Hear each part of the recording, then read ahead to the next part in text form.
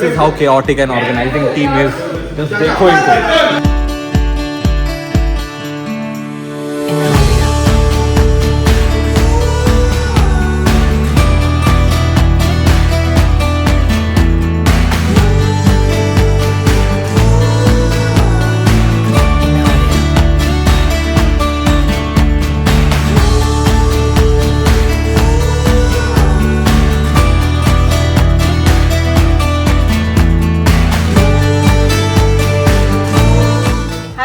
My name is Khushboo. Shah, I'm the president of Conquista. Hello everyone, my name is Prakshal and I'm the vice president of Conquista.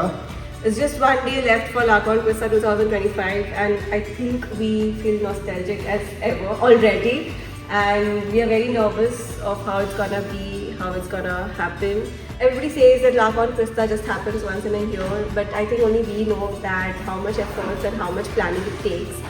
I guess sponsorship is one of the most difficult tasks one has to go through, an event has to go through, because it is very difficult for us to make people understand what we actually do, what this event is all about. So it is going to be a long conversation with each and every company that we reach out to. Nobody likes to give money.